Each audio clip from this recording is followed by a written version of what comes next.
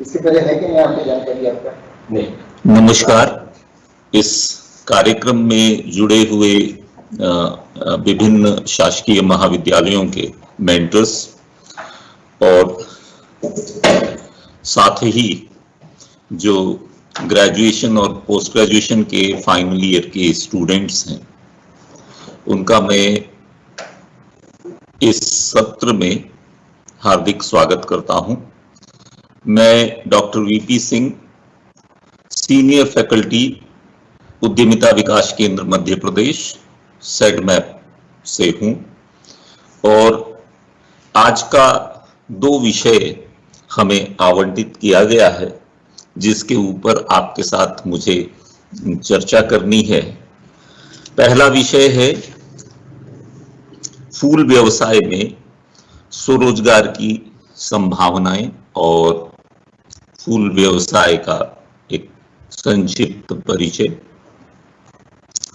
दूसरा विषय है फूल व्यवसाय हेतु स्थानों का चयन और नेटवर्किंग किस तरह से की जा सकती है।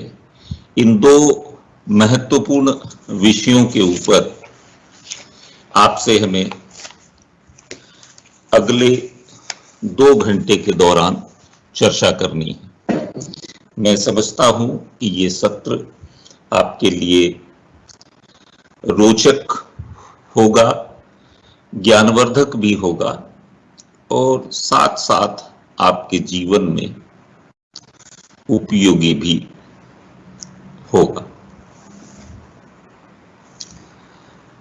विश्व की जो प्राचीनतम संस्कृति रही है और जो सभ्यता विश्व की रही है, उसमें से भारतीय सभ्यता और संस्कृति को बहुत अच्छी तरह से याद किया जाता है और इसका सम्मान भी किया जाता है। इस संस्कृति में फूलों का प्रयोग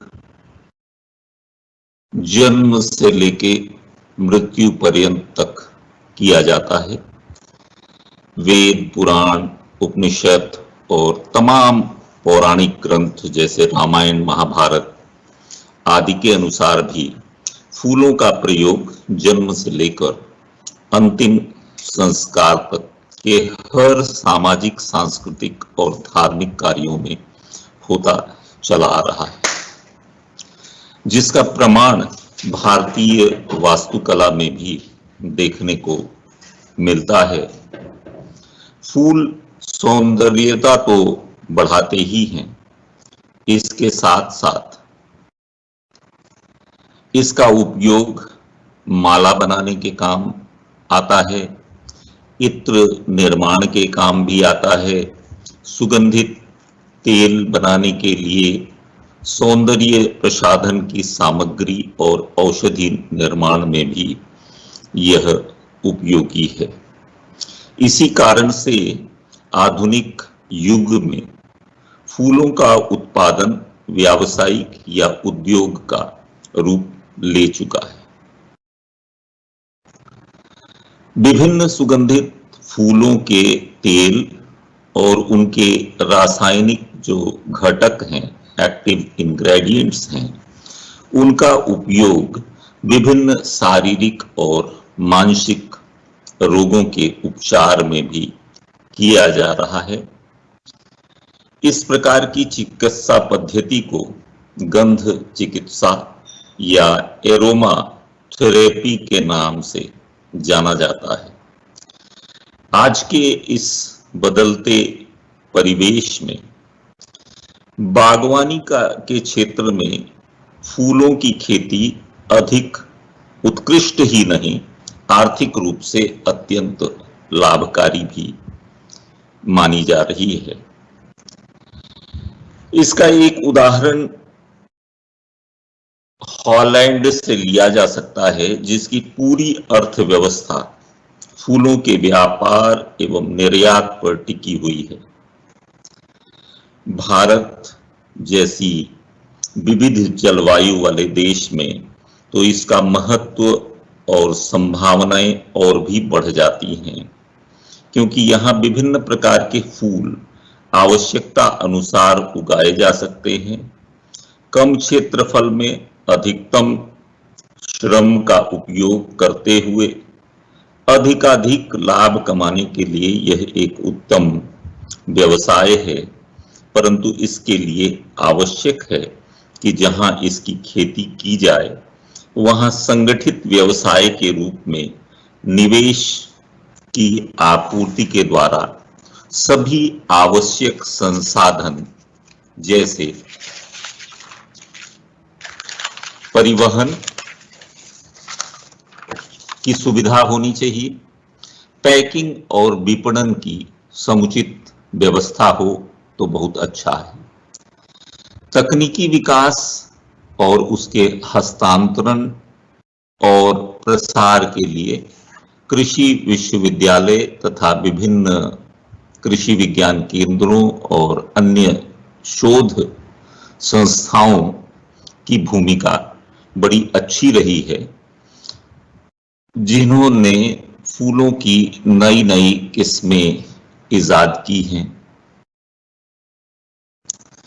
जिससे कि क्षेत्र विशेष के अनुसार और जलवायु के वहां पे उपलब्ध जलवायु के अनुकूल परिस्थितियों में कौन से फूलों का चयन किया जा सकता है और जिसका बाजार बहुत अच्छा हो सकता है, इस बारे में कृषि विश्वविद्यालयों, शोध संस्थाओं और कृषि विज्ञान केंद्रों के जो उद्यानिकी के विशेषज्ञ हैं, उनसे मार्गदर्शन लिया जा सकता है कि आपके क्षेत्र में किस प्रकार के फूलों की खेती हो सकती है, इसके ऊपर कार्य किया जा सकता है। जहां तक मध्य प्रदेश का सवाल है, मध्य प्रदेश में मूल रूप से हम लोग देखते हैं कि यहाँ ज्यादातर जो फूल का व्यवसाय हो रहा है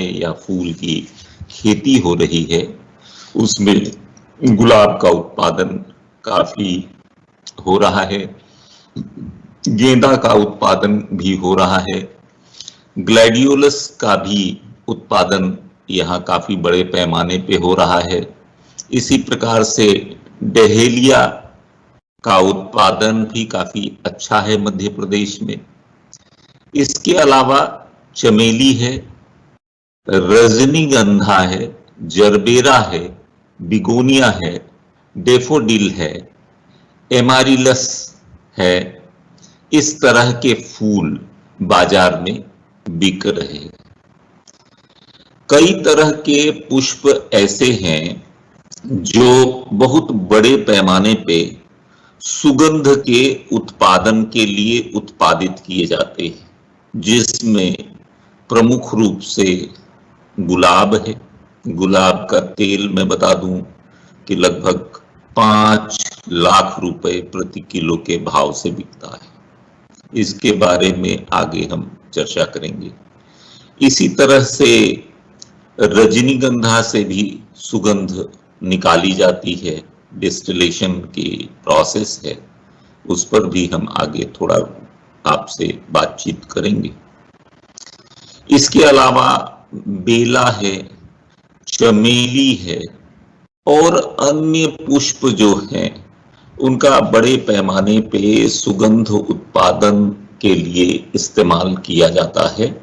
और जो भारत देश में जो जगह सबसे मशहूर है वो है इस इत्र उत्पादन के लिए, वो है कन्नौज।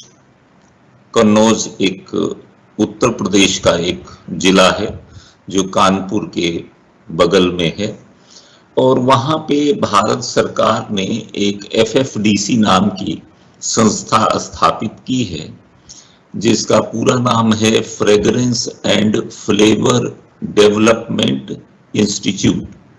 भारत सरकार के MSME विभाग के अधीन ये संस्था आती है और इन्होंने कुछ पुष्पों के विकास का भी काम किया है और पूरे Indian council of agricultural research से लेके इंडियन एग्रीकल्चरल रिसर्च इंस्टीट्यूट ने और तमाम केंद्रीय कृषि विश्वविद्यालयों ने और साथ ही राज्य स्तरीय कृषि विश्वविद्यालयों ने फूलों की नई नई किस्में इजाद करी हैं और एफएफडीसी ने इन पुष्पों की जो तेल निकालने की और इत्र बनाने की जो तकनीक है उन सब का विकास किया है और लगातार उस पे प्रशिक्षण देते हैं।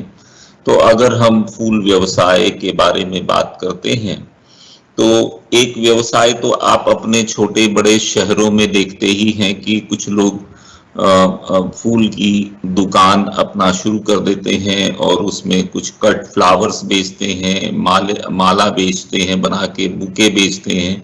इस तरह की चीजें वहां पे बिकती हैं। एक तो व्यवसाय ये हो ही सकता है और इसके साथ साथ जो है इत्र निर्माण फूलों से इसका भी व्यवसाय हो सकता है और इसमें जहां तक मुझे जानकारी है मैं आपसे चर्चा करूंगा, लेकिन समय सीमित है तो उसी समय के भीतर मुझे चर्चा करनी होगी। लेकिन आप नोट कर लें, जो प्रतिष्ठित संस्था है भारत सरकार की FFDC, fragrance and flavour development centre, सुरस एवं सगंध विकास संस्थान, मकरंद नगर, कन्नौज में ये संस्थान स्थित है। इस संस्थान में फूल से तेल और इत्र बनाने के प्रशिक्षण कार्यक्रम वगैरह आयोजित किए जाते हैं। अगर आप पुष्प व्यवसाय में अपना कदम आगे बढ़ाते हैं तो एक अच्छा प्रशिक्षण कार्यक्रम आपको लेना चाहिए और इस क्षेत्र में भी जानकारी आपको बढ़ाने की आवश्यकता है। तो मैं समझता हूं कि इस विषय में ये फ्रेग्रेंस एंड फ्लेवर को समझने के लिए आप ये समझ सकते हैं कि जो चीज जीव को अच्छी लगती है उसको हम फ्लेवर कहते हैं और जो चीज नाक को अच्छी लगती है उसको हम फ्रेग्रेंस कहते हैं।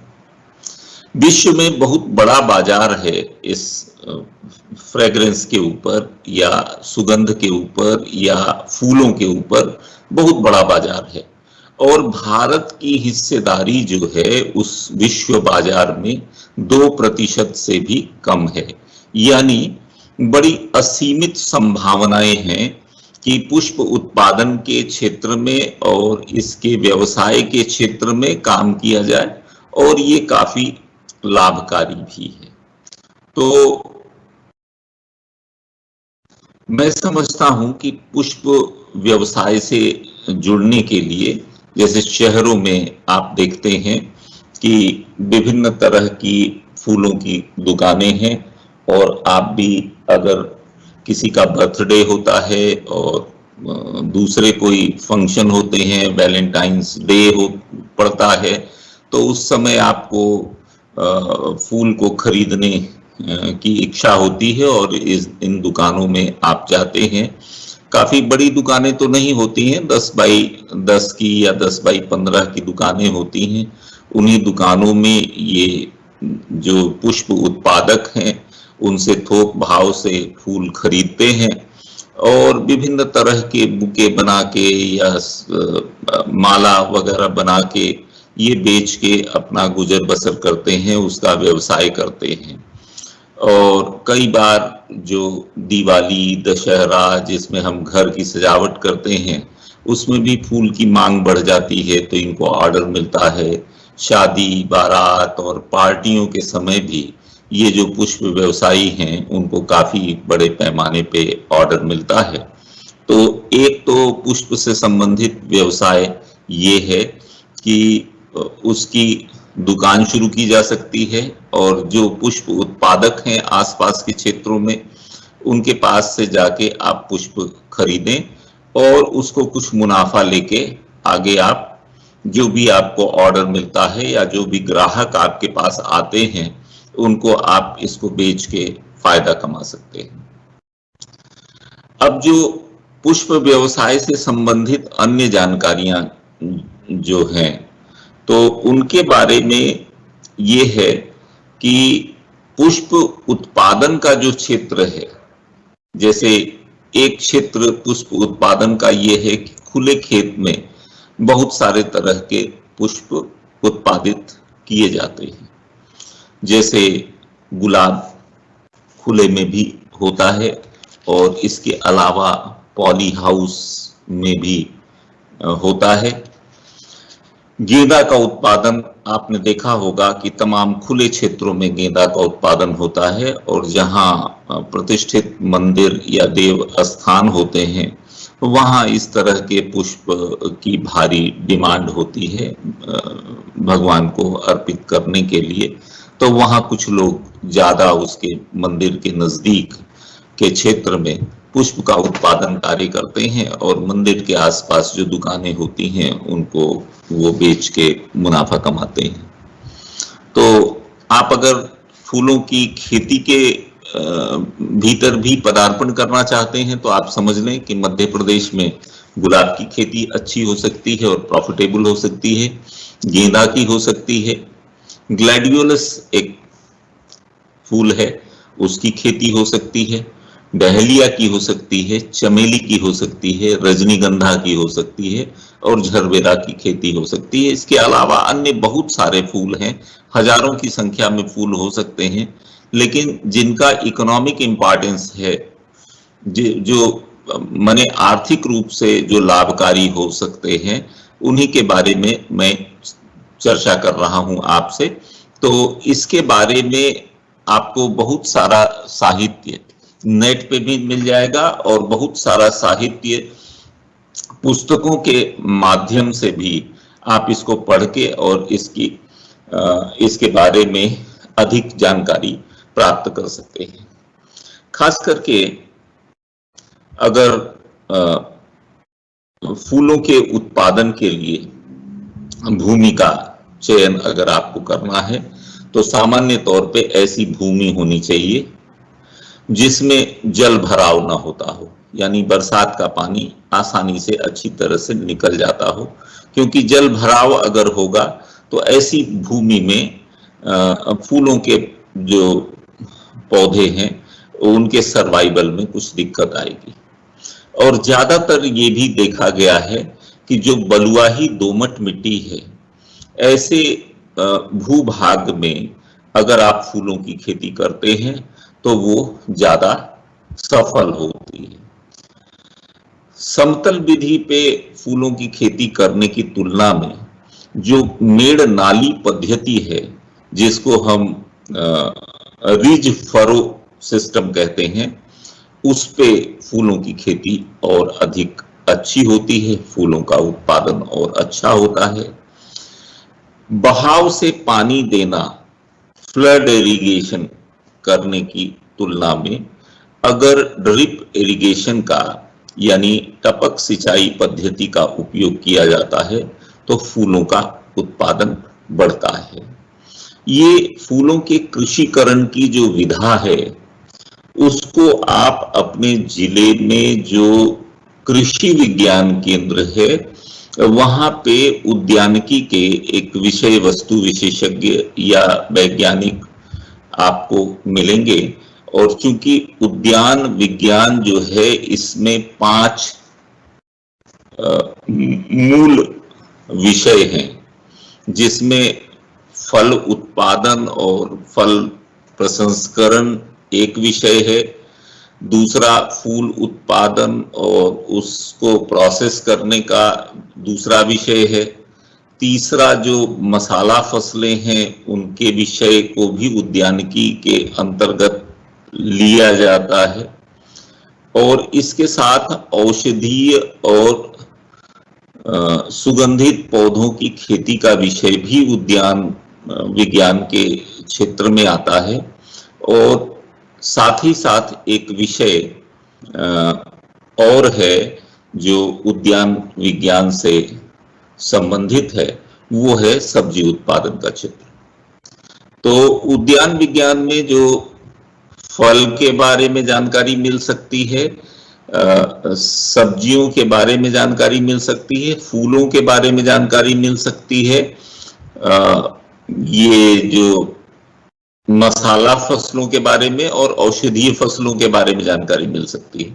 तो यदि आप फूल को अपना व्यवसाय के क्षेत्र के रूप में चयनित करते हैं तो इसकी विधिवत जानकारी चाहे कृषि महाविद्यालय, चाहे कृषि विश्वविद्यालय, चाहे आप कृषि विज्ञान केंद्रों में उद्यान से संबंधित जो प्राध्यापक हैं, उद्यान से संबंधित जो विषय वस्तु विशेषज्ञ हैं या ट्रेनिंग एसोसिएट हैं उद्यान विज्ञान के जो कृषि विज्ञान केंद्रों में आपको उपलब्ध मिलते होंगे, उनके द्वारा इस विषय पर मार्गदर्शन लिया जा सकता है।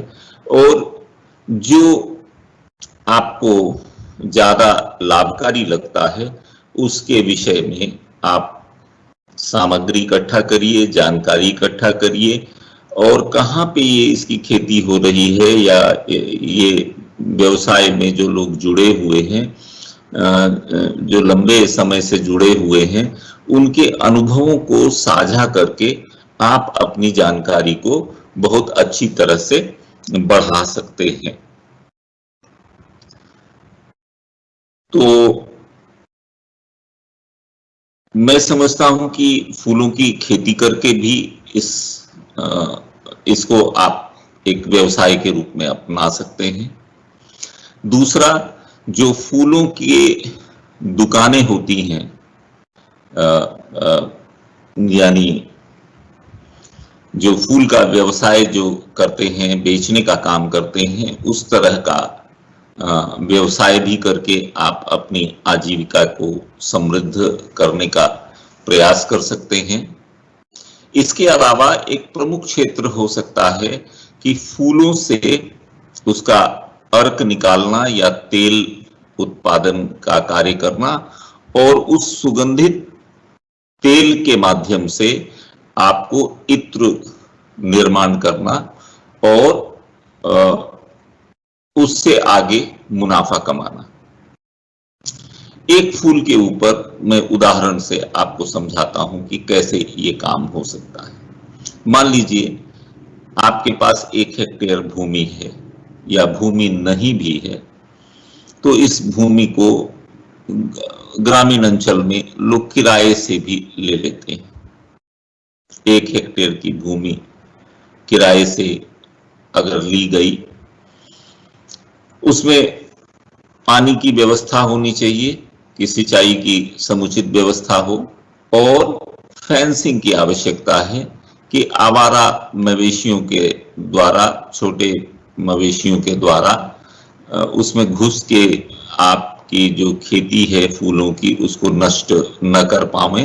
तो ये व्यवस्था आप बना के रखिए। और उसमें अगर गुलाब की आप खेती करते हैं, 2 वैरायटीज हैं गुलाब की जिसमें सुगंध ज्यादा होती है। ये इसका जो शोध और अनुसंधान का कार्य किया गया है वो लखनऊ में एक संस्थान है, central institute of medicinal and aromatic plant, Lucknow में है। Central institute of medicinal and aromatic plant, CIMAP, CIMAP। आप चाहें तो नोट कर लें, उनकी चाहें तो आप वेबसाइट देख के कुछ और जानकारी आप एकत्रित कर सकते हैं। उन्होंने गुलाब की 2 प्रजातियों का आविष्कार किया है। एक है नूरजहां, उसका नाम है, जो प्रजाति है उसका नाम है नूरजहां।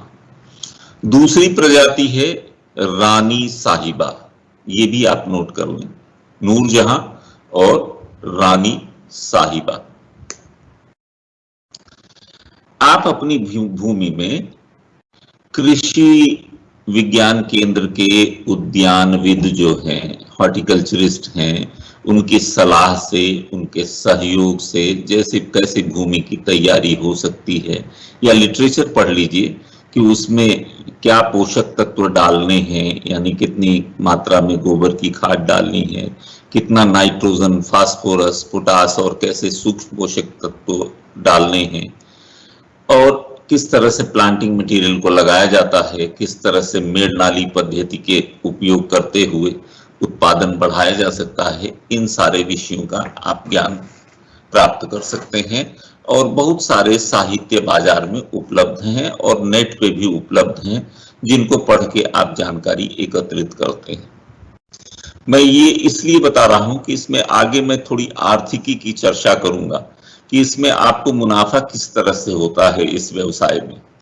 तो अगर एक हेक्टेयर का मतलब है 2.5 एकड़ भूमि में अगर आप गुलाब की इन दो में से कोई प्रजाति उगाते हैं, जैसे नूरजहां या रानी साहिबा नाम की प्रजाति, तो वर्ष भर काम करने के उपरांत आपको जो फूल मिलेगा, फूल की जो तोड़ाई होगी, उससे जो आसवन आप करेंगे तो उससे मात्र 1 किलो तेल का उत्पादन होगा। लेकिन यह 1 किलो तेल जो है वो 5 लाख रुपए का होगा। अभी जो बाजार मूल्य है इसका 5 लाख रुपए, यानी 1 हेक्टेयर भूमि से आपने पैदा किया 1 किलो तेल वर्ष भर में, जिसकी कीमत हो गई 5 लाख रुपए। लेकिन अन्य बहुत सारे बाई प्रोडक्ट आप तैयार कर पाएंगे। आप जानते हैं ये डिस्टिलेशन संयंत्र जो है ये भी कोई बहुत ज्यादा महंगा नहीं है। Central institute of medicinal and aromatic plant Lucknow के द्वारा एक सीमैप आसविका नाम का एक यंत्र विकसित किया है। अगर आप केमिस्ट्री में डिस्टिलेशन का प्रैक्टिकल करते होंगे तो आप जानते होंगे कि एक बर्तन में पानी को उबालते हैं, वो ठंडा होता है, वो वाष्पित होता है, ठंडा होता है, और ठंडा होने के बाद वो डिस्टिल वाटर में कन्वर्ट हो जाता है। आपकी अगर केमिस्ट्री आप पढ़ते हैं तो केमिस्ट्री लैब में ऐसा संयंत्र आप देख सकते हैं। लैब में बहुत छोटे आकार का होता है, और जब आप कॉमर्शियल उपयोग वाले जो संयंत्र खरीदते हैं प्लांट मशीनरी के रूप में, तो वो उससे काफी बड़ा होता है। तो सीमैप ने एक CIMAP Aasvika, central institute of medicinal and aromatic plant ने सीमैप आसविका नाम से एक संयंत्र विकसित किया है।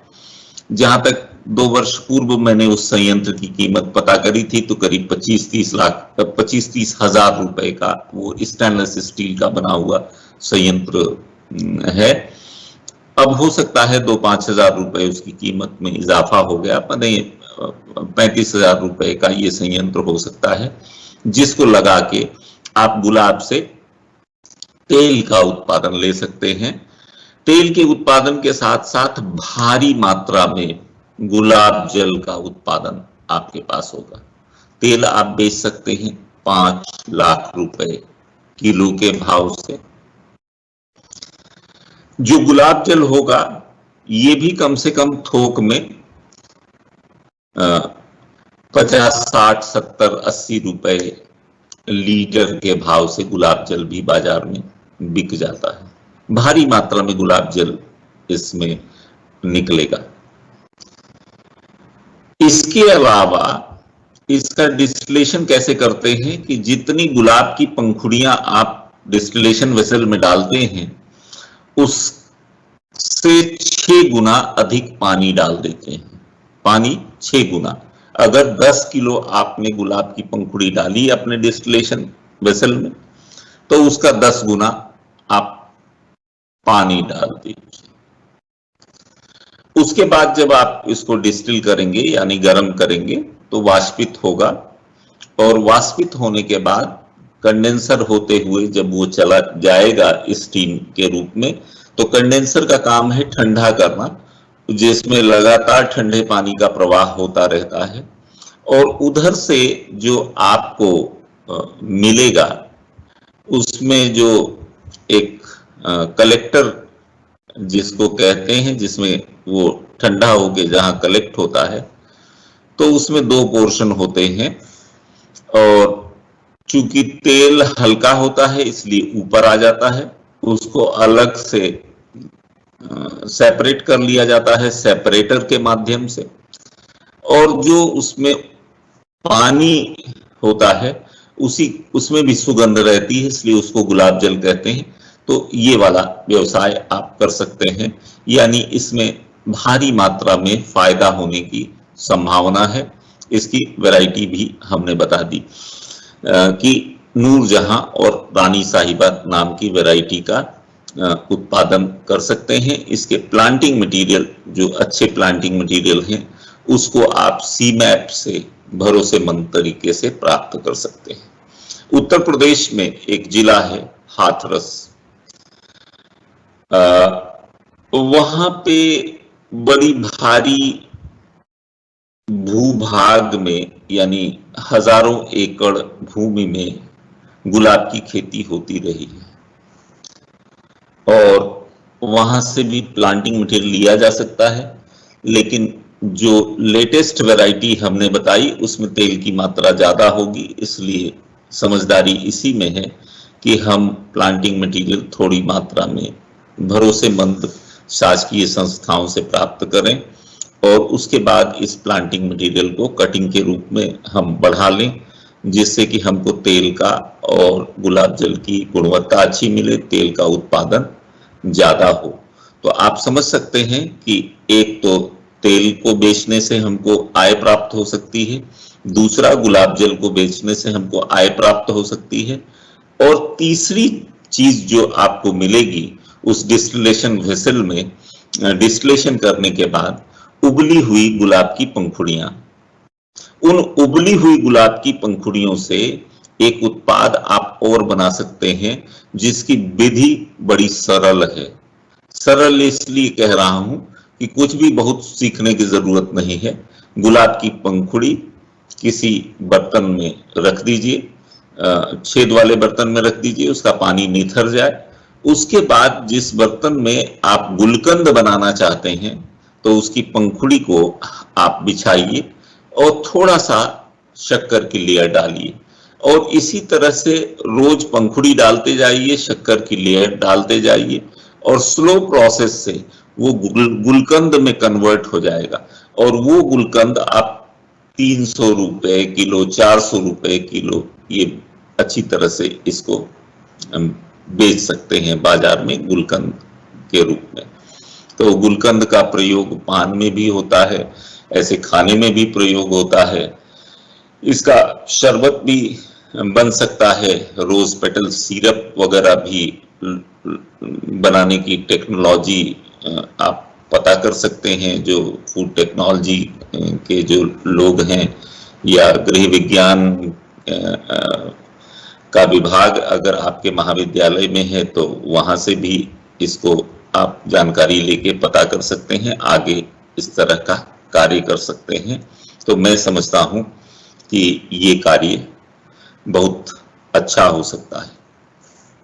इसके अलावा देखें, कन्नौज में हमने देखा है कि तमाम तरह के जो फूल हैं, इवन जब पानी बरसता है गर्मी के बाद, बरसात की पहली फुहार जो आती है जमीन पे, तो उस समय मिट्टी से भी कुछ सौंधी सी खुशबू आती है। तो उज्जैन में लोग इत्र निर्माण का कार्य करते हैं, तो मिट्टी को ऊपर से खरोंच के उसका भी सुगंध अलग कर लेते हैं डिस्टिलेशन के माध्यम से। इसके अलावा चमेली, चंपा, रजनीगंधा, है ना, इन तरह के फूलों की इत्र भी निकाली जाती है।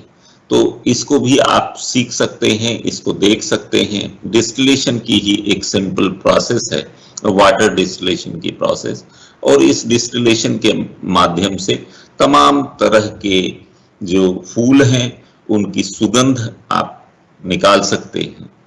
इसके आगे की जो व्यवसाय है वो है इत्र निर्माण करने का। तो जानते हैं इत्र निर्माण कैसे होता है। 5 लाख रुपए अगर केजी गुलाब का तेल है, तो ये सबकी पहुंच से बाहर की बात है कि वो 100 ml या 10 ml भी खरीद सकें, क्योंकि बहुत महंगा है।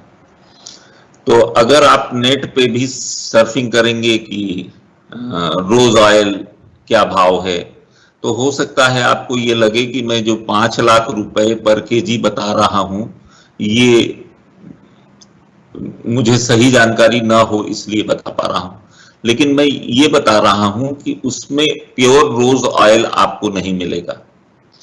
एक ऑयल होता है जिसकी खुशबू बहुत धीमी होती है, मध्यम होती है, वो है चंदन का तेल, सैंडलवुड ऑयल।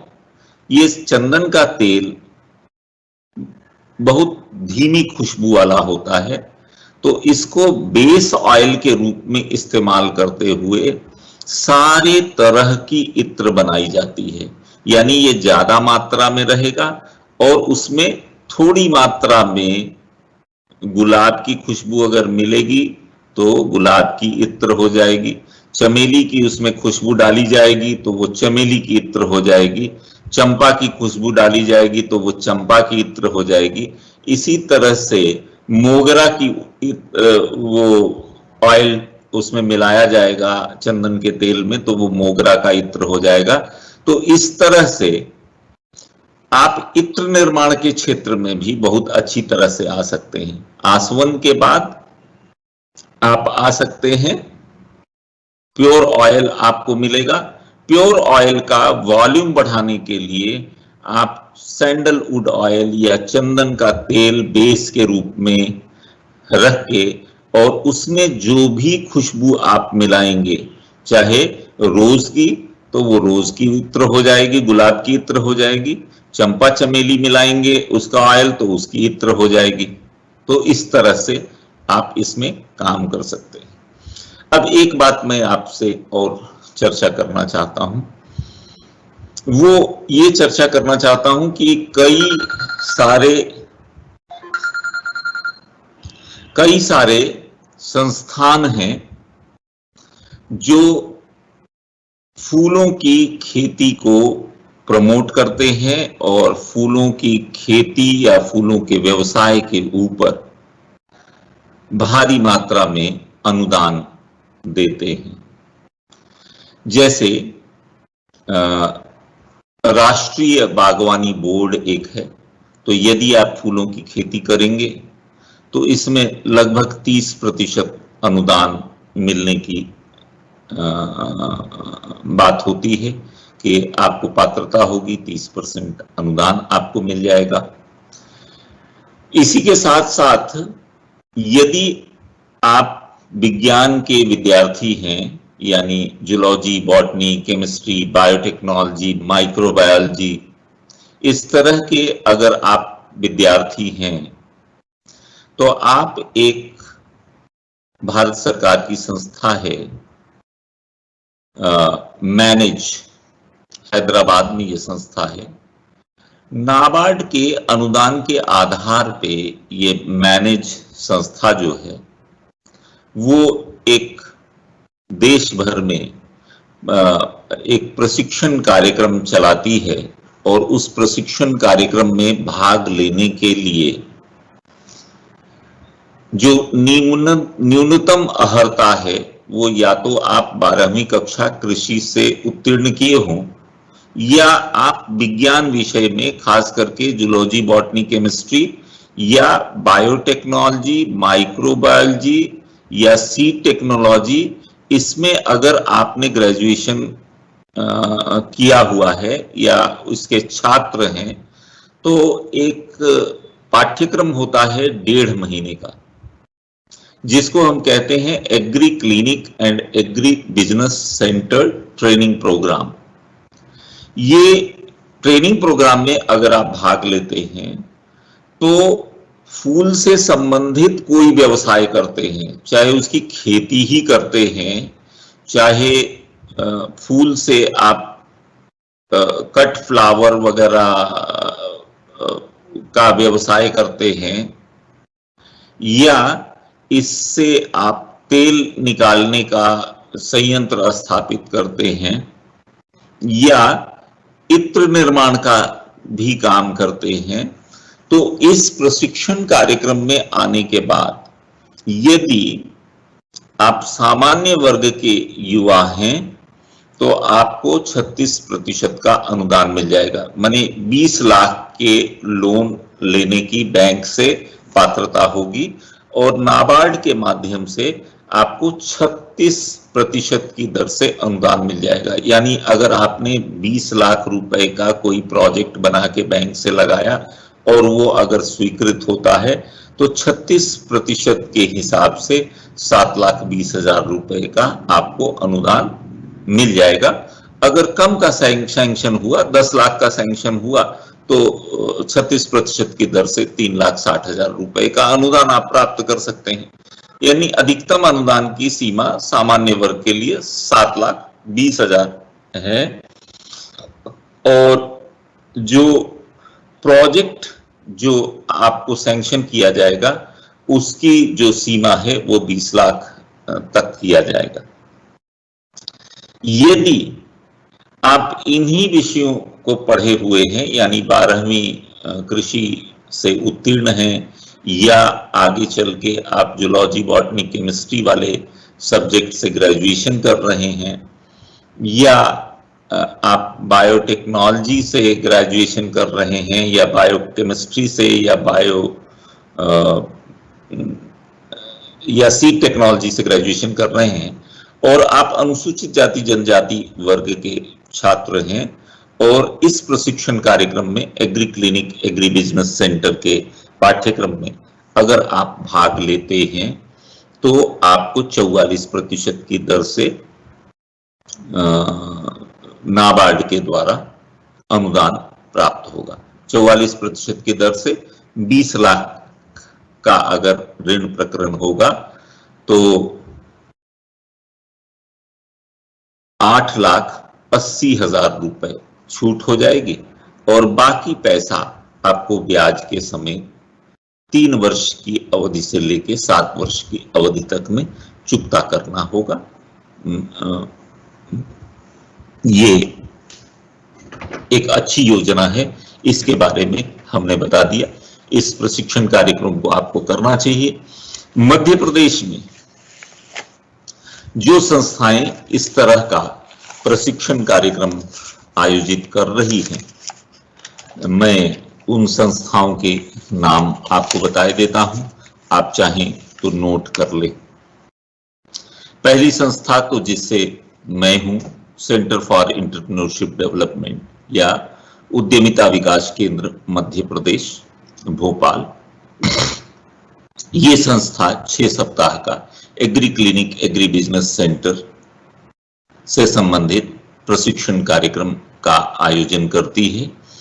आप जिस भी जिले में बैठे हुए हैं और हमारे कार्यक्रम को सुन रहे हैं तो आप ऐसा कर सकते हैं कि उस जिले में जिला व्यापार एवं उद्योग केंद्र में आप जाएं और सेडमैप के जो पदस्थ जिला समन्वयक हैं उनके बारे में पता करें और उनसे मिल के हमारा ये प्रशिक्षण कार्यक्रम किस महीने से किस दिनांक से शुरू होगा इसकी जानकारी आप ले सकते हैं।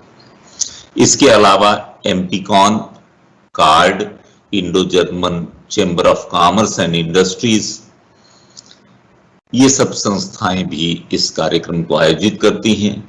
इसके अलावा जन अभियान परिषद एक संस्था है जिसके लोग भी आपको जिला पंचायत या आपके जिले में उपलब्ध मिलेंगे या विकास खंडों में भी मिलेंगे जन अभियान परिषद के कर्मचारी।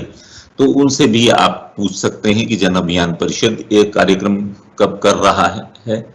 इसके अलावा एक खरगोन में संस्था है बोरवा बायोटेक रिसर्च इंस्टीट्यूट, उनसे भी संपर्क कर सकते हैं और लाइवलीहुड कॉलेज रतलाम से भी संपर्क कर सकते हैं।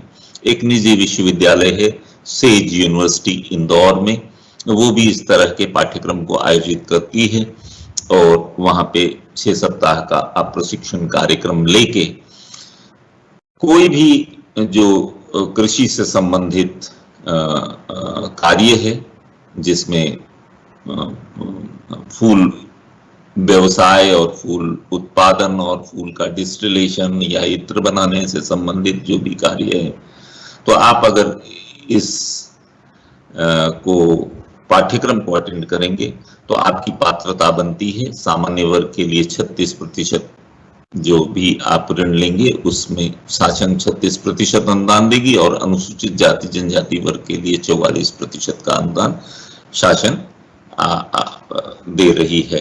तो इसलिए मैंने बताया कि इस तरह का पाठ्यक्रम करना ज्यादा अच्छा होगा, इस पाठ्यक्रम में भाग लें। इसके अलावा जो पुष्प उत्पादन आप देखते होंगे कि विभिन्न शहरों में या देहात के क्षेत्रों में भी वो पुष्प उत्पादन का कार्य पॉली हाउस, एग्रीनेट हाउस के भीतर भी ये उत्पादन का कार्य होता है।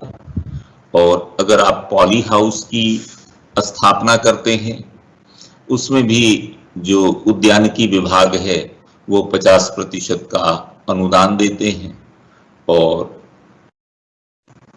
उस अनुदान के जरिए भी आप अपना काम आगे बढ़ा सकते हैं और उसका लाभ आप ले सकते हैं। पॉली हाउस आपने देखा होगा कि एक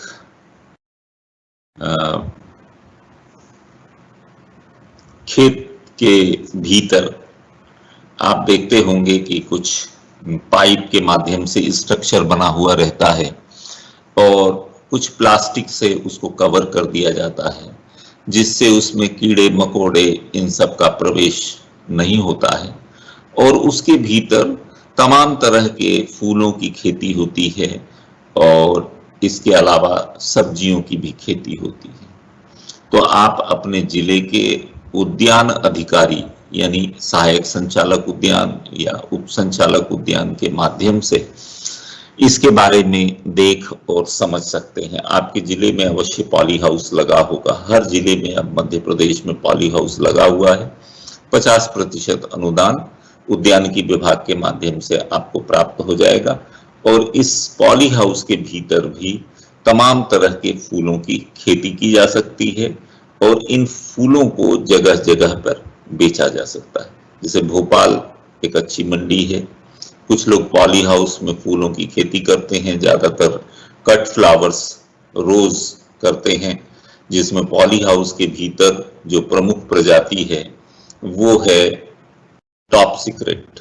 भोपाल और आसपास के क्षेत्र में मैंने 25 पॉली हाउस का भ्रमण किया है और जहां पे मैंने पूछा है कि ये कौन सी वैरायटी आप लोग लगा रहे हैं, काफी अच्छा फूलों का उत्पादन है यहाँ पे और वो टॉप सीक्रेट वैरायटी के कट फ्लावर्स यहाँ पे पैदा किए जा सकते हैं, रोज का उत्पादन करते हैं। उसके बाद पैकिंग करके कुछ लोग भोपाल में ही बेच देते हैं, कुछ लोग जयपुर भी फूलों की बहुत अच्छी मंडी है तो इस तरह की मंडी भी देख लेते हैं। और इधर फूलों की अच्छी मंडी जो है दिल्ली में भी है और इसके अलावा जो पुणे है और बेंगलोर है वहाँ पे फूलों का उत्पादन भी होता है, मंडी भी अच्छी होती है और वहाँ से पुणे और बेंगलोर से और दिल्ली से भारी मात्रा में फूलों का निर्यात भी होता है, एक्सपोर्ट करके भी लोग पैसा कमाते हैं। तो ये रही जो पहला हमारा सत्र रहा कि फूलों का जो व्यवसाय है वह कैसे करें, पुष्प व्यवसाय में स्वरोजगार की संभावनाएं। तो मैंने फूलों की खेती का भी आपको थोड़ा सा परिचय दिया, फूलों की दुकान लगा के भी आप कर सकते हैं। ऐसी दुकान वालों से जो पुराने समय से ये दुकान चला रहे हैं, जिनको कुछ अनुभव है, उनके साथ अगर आप इंटरेक्शन करिएगा तो वो बहुत सारी चीजें, व्यावहारिक जानकारी, व्यावहारिक ज्ञान, व्यावहारिक अनुभव आपको दे सकेंगे। इस व्यवसाय में अगर आपको पदार्पण करना है तो ऐसे लोगों से भी संपर्क कर सकते हैं। अगर आपको खेती करनी है तो वैज्ञानिकों से तो मिलिए ही, साथ ही साथ इस क्षेत्र में जो किसान बंधु हैं जो इस कार्य को लंबे समय से कर रहे हैं, तो उनसे भी आप संपर्क करिएगा, तो आपको पता चलेगा कि क्या रोग लगता है, क्या व्याधियां आती हैं इसमें, इसके उत्पादन में क्या समस्या आती है और इसके विपणन में क्या समस्या आती है, किस महीने में इसका रेट बहुत अच्छा मिलता है, किस महीने में विक्रय में समस्या होती है। ये सब अनुभव प्राप्त करके आप इस व्यवसाय में अगर पदार्पण करेंगे तो काफी आप लाभ कमा सकेंगे। तो खेती के अलावा जो पुष्प की दुकान है उसको ध्यान दे सकते हैं। शादी विवाह अन्य पार्टियों के समय कुछ ऑर्डर वगैरह लेके भी अपना काम कर सकते हैं। दूसरे शहरों की थोक मंडी में भी ले जाके आप अपना उत्पाद को बेच सकते हैं। इसके अलावा आप इसका तेल उत्पादन कर सकते हैं और साथ ही साथ इससे इत्र निर्माण का कार्य कर सकते हैं, जिसके लिए मैंने भारत की सबसे प्रमुख संस्था का नाम आपको बताया कि fragrance and flavour development centre Kannauj है। ये भारत सरकार के एमएसएमई सूक्ष्म लघु एवं मध्यम उद्यम मंत्रालय की एक प्रतिष्ठित संस्था है, जहां पे आप तेल निकालने की बात सीख सकते हैं, इत्र बनाने की बात सीख सकते हैं, विभिन्न प्रशिक्षण कार्यक्रमों में भाग लेके अपना ज्ञान वर्धन कर सकते हैं और जो लोग इस व्यवसाय में लगे हुए हैं उनसे चर्चा करके उनके अनुभव, उनके ज्ञान का उपयोग करते हुए अपने पुष्प व्यवसाय को बढ़ाने में आप सफल हो सकते हैं। अब आइए, कुछ प्रश्न हमारे सामने स्क्रीन पे दिख रहे हैं। इन प्रश्नों के साथ काम करता हूं। पहला प्रश्न तो मैं समझता हूं कि मेरे पूर्व वक्ता जो हैं उनके समय का है कि कुक्कुट उत्पादन के बारे में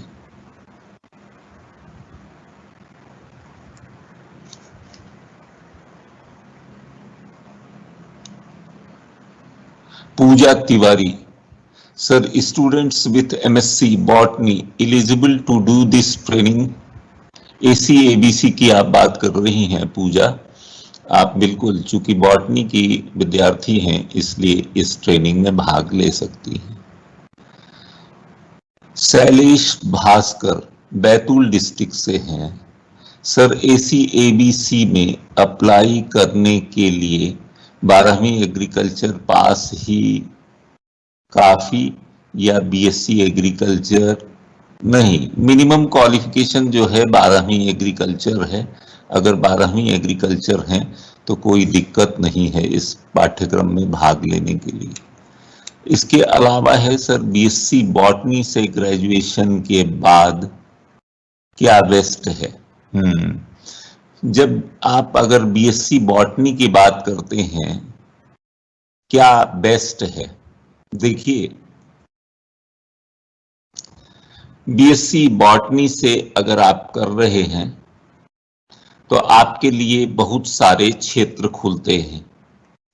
क्षेत्रों को देखिए, आप अगर टिश्यू कल्चर के बारे में सीख लेते हैं, एफएफडीसी 6 महीने का एक पाठ्यक्रम चलाते हैं, fragrance and flavour development centre Kanpur, और उसके माध्यम से अगर आप टिश्यू कल्चर का प्रशिक्षण कर लेते हैं तो आपके लिए दोनों रास्ते खुले हैं। या तो आप 25 लाख रुपए के आसपास लोन लेके एक छोटा टिश्यू कल्चर का व्यवसाय शुरू कर दें, अन्यथा जो टिश्यू कल्चर वाली कंपनियां हैं उनमें आपको नौकरी मिलने की बहुत संभावना बढ़ जाएगी। तो बीएससी बॉटनी के बाद 6 महीने का आप अगर समय लगावें और टिश्यू कल्चर आप सीख लें, इसकी प्रैक्टिकल ट्रेनिंग, तो आपके लिए बहुत अच्छा हो जाएगा। इसके बाद अपॉर्चुनिटीज की कोई सीमा नहीं है, आप नर्सरी व्यवसाय में भी उतर सकते हैं। बॉटनी अगर आपने पढ़ ली है तो नर्सरी व्यवसाय में उतर सकते हैं, टिश्यू कल्चर में उतर सकते हैं, और विभिन्न तरह के क्षेत्र हैं जो खुले हुए हैं। हम समझते हैं कि आप उद्यमी बन सकते हैं, और कोई जरूरी नहीं कि आप बॉटनी से जुड़ा हुआ उद्यमी बने, आप किसी क्षेत्र के उद्यमी बन सकते हैं। फूड टेक्नोलॉजी के क्षेत्र में पदार्पण कर सकते हैं, किसी भी क्षेत्र में पदार्पण कर सकते हैं। आपके लिए मौका अच्छा है। ठीक है, आप अपने मेंटर्स से थोड़ा और चर्चा करिए और अपनी रुचि को बताइए, तो आपको मार्गदर्शन मिलेगा। हम समझते हैं कि बीएससी के बाद एमएससी भी कर सकते हैं, क्षेत्र को भी थोड़ा सा बदल सकते हैं। मेडिसिनल एंड एरोमेटिक प्लांट्स में भी आप एंट्री कर सकते हैं। औषधि और सुगंधित पौधों की खेती, प्रसंस्करण और इसकी मार्केटिंग के क्षेत्र में भी आ सकते हैं।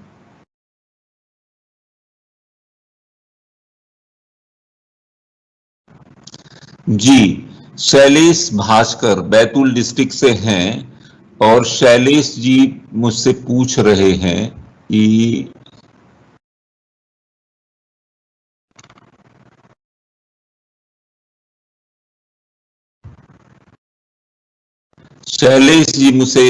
रहे हैं कि आप अपना नाम और अपना मोबाइल नंबर दे दें। तो ठीक है, मेरा नाम आप नोट कर लीजिए, कागज कलम आपके पास है ही। मैं हूं doctor VP Singh, senior faculty हूं सेडमैप भोपाल में, उद्यमिता विकास केंद्र मध्य प्रदेश भोपाल, और मेरा मोबाइल नंबर है, 2 बार बोलूंगा, 8700030180। जो नहीं लिख पाए हैं वो फिर से सुन लें, 8700030180।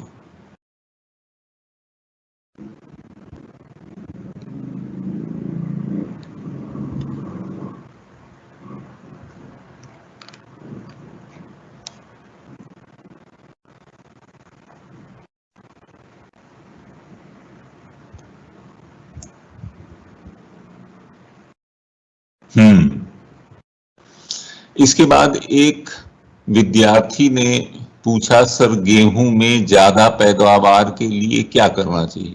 बता तो मैं सकता हूं, लेकिन विषय से विषयांतर होगा।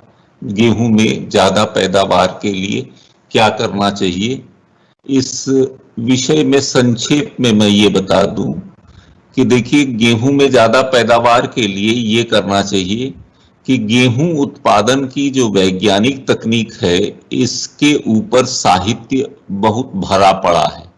आप नेट के माध्यम से, पुस्तकों के माध्यम से कृषि विज्ञान केंद्र और कृषि विश्वविद्यालय और कृषि महाविद्यालय का साहित्य पढ़ सकते हैं।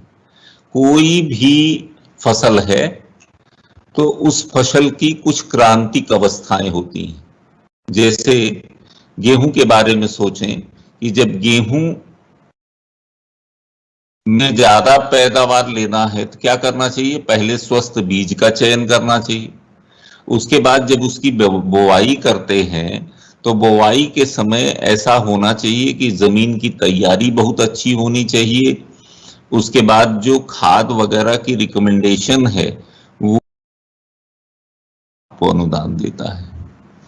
सर, ऑयल से रिलेटेड काम कर सकते हैं क्या?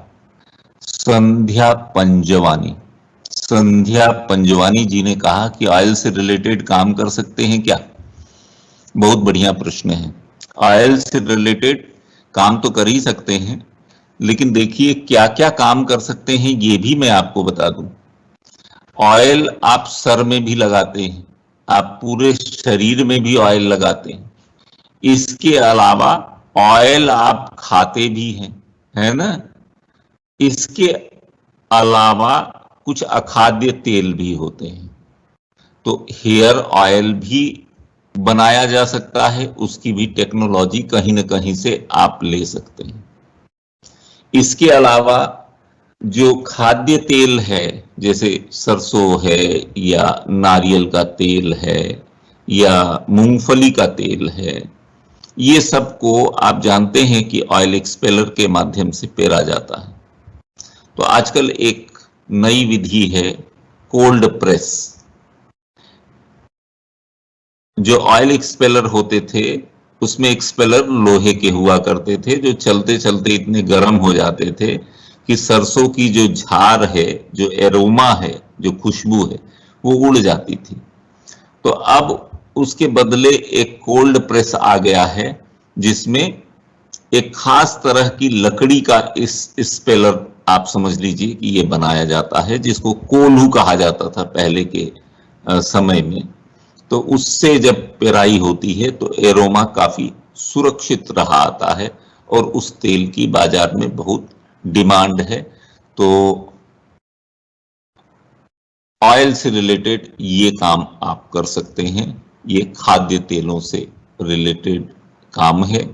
और अगर जैविक खाद्य तेल आप बेचते हैं तो आप कम से कम दुगना कीमत पे उसको बेच सकते हैं। जैविक प्रमाणीकरण आपको करना होगा और उसके बाद कर सकते हैं।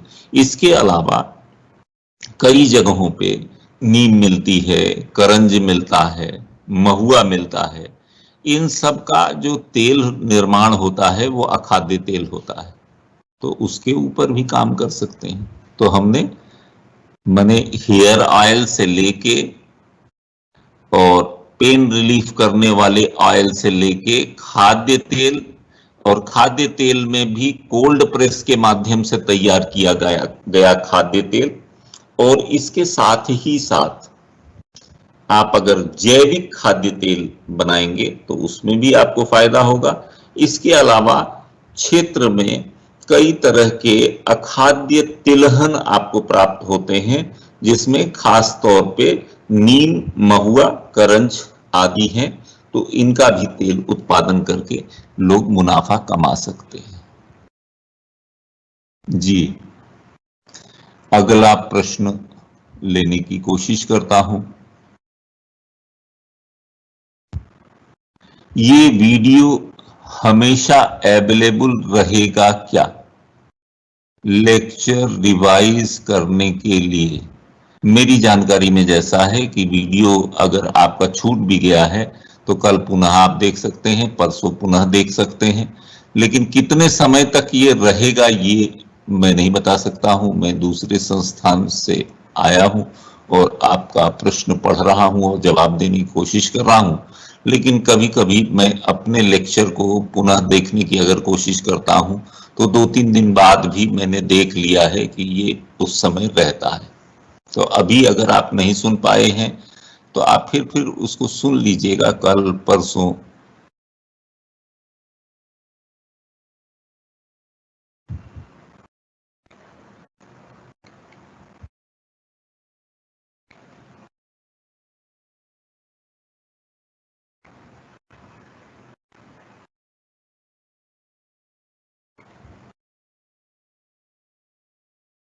वो ज्यादा हद तक हम समझते हैं कि 6 सप्ताह में पूरी हो सकती हैं। तो वो काम आप कर लीजिए, क्योंकि ऐसे बताना बड़ा कठिन है कि कौन से फूल की आप खेती करेंगे और कितने पैसे लगेंगे, कितनी भूमि में करेंगे। तो इससे अच्छा है कि आप अपने जिले में, अगर कृषि विज्ञान केंद्र तो है ही सभी जिलों में, कृषि महाविद्यालय या कृषि विश्वविद्यालय अगर है तो उनसे भी आप पूछ सकते हैं, कृषि विज्ञान केंद्र से भी पूछ सकते हैं। थोड़ा सा इस पे आपको रिसर्च करना होगा, थोड़ा सा लिटरेचर पढ़ना होगा। और अगर आप अनुदान चाहते हैं तो ACABC का पाठ्यक्रम किसी संस्था से के माध्यम से करिए तो आपको अनुदान राशि भी प्राप्त होगी। एक है, मेरा प्रश्न यह है कि यदि मैं फूलों को खरीद कर उसका गुलाब जल और गुलाब तेल का उत्पादन कर सकता हूं, क्योंकि मेरे पास जमीन नहीं है उत्पाद करने के लिए, तो ऐसे में मुझे लाभ हो सकता है कि नहीं, या फिर मुझे इसका उत्पाद नहीं करना चाहिए? मैं तो ये कह रहा हूं कि आपको इसका उत्पाद करना चाहिए, लेकिन आप किसी की जमीन किराए पर लेकर वहां पे जो वैरायटीज हमने बताई हैं उन वैरायटी को आप उगाइए और छोटा सा आसवन संयंत्र आप स्थापित कर लीजिए। उसके बाद आप गुलाब जल और गुलाब का तेल उत्पादित करके बहुत अच्छी तरह से बेचिए, या किसी से कांटेक्ट कर लीजिए कि खेती वो करता है, वो पूरे का पूरा फूल आपको दे देगा किलो के भाव में, और उसके बाद आप इसका तेल बनाइए, इसका गुलाब जल बनाइए और इसका गुलकंद बना के आप पैसा कमाइए। हो सकता है। सर 1 हेक्टेयर में गुलाब लगाने में कितना खर्च आ सकता है? देखिए, खर्च तो ज्यादा आ सकता है, क्योंकि कम से कम प्रति कटिंग जो है 5 रुपए से कम में नहीं मिलेगी, तो इसलिए खर्च आएगा। आप ऐसा कर सकते हैं कि 1000 स्क्वायर भूमि में या 100 फीट बाई 100 फीट, तो ये हो जाएगा 10,000 स्क्वायर फीट भूमि में या 2000 स्क्वायर फीट भूमि में पहले गुलाब का प्लांटिंग मटेरियल सीमैप से या भरोसेमंद संस्था से आप लेके लगा लीजिए। अगले साल वो प्लांटिंग मटेरियल 1 हेक्टेयर के लिए पूरा हो जाएगा, यानी 20 गुना भूमि के लिए वो प्लांटिंग मटेरियल हो जाएगा। तो उस तरह से आप इसका कास्ट रिडक्शन कर सकते हैं और उसमें ये कर सकते हैं।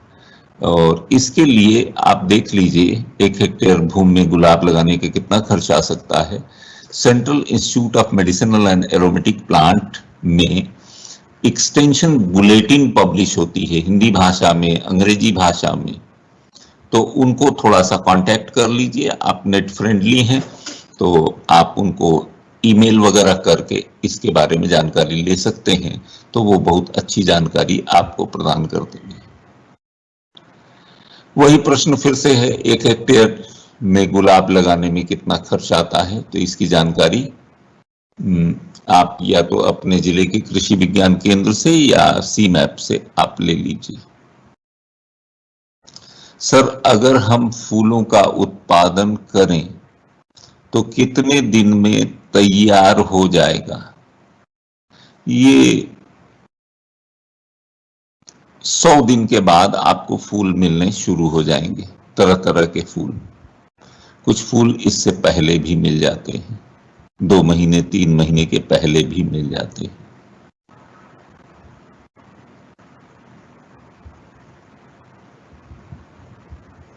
जी, एक प्रश्न है, सर मैथ वाले टिश्यू कल्चर की ट्रेनिंग ले सकते हैं? हाँ, इसके लिए मैंने आपको एक संस्थान का पता बताया, FFDC, fragrance and flavour development centre, Kannauj. बिल्कुल ले सकते हैं, उनको लिख के कि कब ये प्रशिक्षण कार्यक्रम आयोजित करते हैं उनसे एक बार चर्चा कर लें। वेबसाइट में FFDC टाइप करेंगे तो आपको पूरा संस्थान खुल जाएगा और उसमें तमाम फोन नंबर और ईमेल आईडी भी आपको उपलब्ध हो जाएगी। उनको पत्र लिखिए। बिल्कुल, आप BSc मैथ से कर रहे हैं तो टिश्यू कल्चर की ट्रेनिंग आप ले सकते हैं।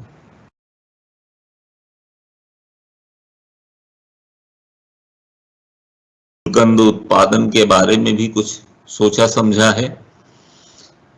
अब इसमें स्थान का और फूल का जो व्यापार हो सकता है, जो फूल की दुकान हो सकती है, उसके बारे में भी कुछ चर्चा हम लोगों ने करी।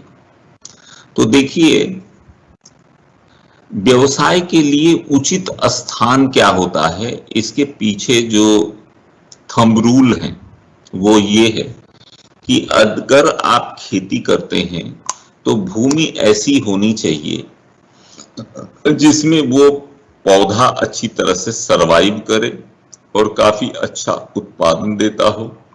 उसको पानी वगैरह और आवारा पशुओं से सुरक्षा उसको की जा सकती है, तो वो आपका उचित स्थान होगा। दूसरा, तेल उत्पादन कहाँ करना चाहिए? जहां ज्यादा पुष्प उत्पादन होता है वहां तेल उत्पादन के लिए उचित स्थान है। अब फूल की दुकान कहाँ खोलनी चाहिए? वहां खोलनी चाहिए जहां फूल परचेज करने के लिए संभावित क्रेता ज्यादा आते जाते हो। यानी एक शहर है और उसमें जो मेन मार्केट है वहां ज्यादा लोग आते जाते हैं, वही लोग आपके फूल के भी खरीदार हो सकते हैं। या किसी शहर में कोई बहुत बड़ी पॉश कॉलोनी हो सकती है जिसमें ज्यादा अमीर लोग रहते होंगे, तो उस कॉलोनी का जो मार्केट होगा उसमें पुष्प की दुकान ज्यादा अच्छी तरह से चल पाएगी। दूसरा, जो धार्मिक स्थल है उस धार्मिक स्थल के आसपास जो फूल की दुकान लगाएगा, क्योंकि भगवान को अर्पित करने वाले ऐसे भक्त तो वहां पे आते हैं, तो वो फूल को खरीदेंगे, माला को खरीदेंगे और भगवान को इसको अर्पित करेंगे, तो वहां फूल की दुकान ज्यादा चल सकती है।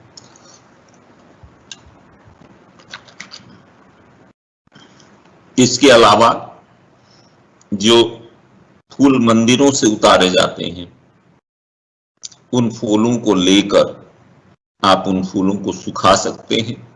सुखाने के बाद इसकी कई तरह के उत्पाद भी निर्मित कर सकते हैं, जैसे अगरबत्ती का निर्माण इन सूखे हुए फूलों से कर सकते हैं।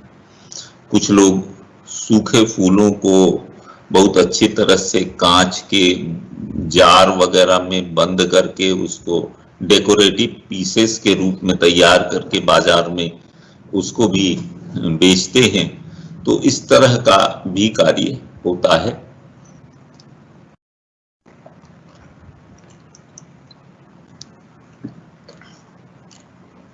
तो किस तरह का व्यवसाय आप कर रहे हैं उसके हिसाब से, और अगर आप पॉली हाउस वगैरह तैयार करते हैं तो पॉली हाउस से ज्यादातर लोग कट फ्लावर्स बेचते हैं, जैसे रोज की स्टिक वगैरह है या रजनीगंधा की स्टिक है या झरवेरा है।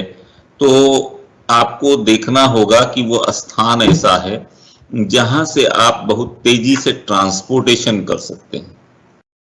माने रेलवे स्टेशन पास में है तो उसको रख के आप या तो जयपुर भेज सकते हैं या भोपाल भेज सकते हैं या दिल्ली भेज सकते हैं या पूना भेज सकते हैं या बेंगलोर भेज सकते हैं।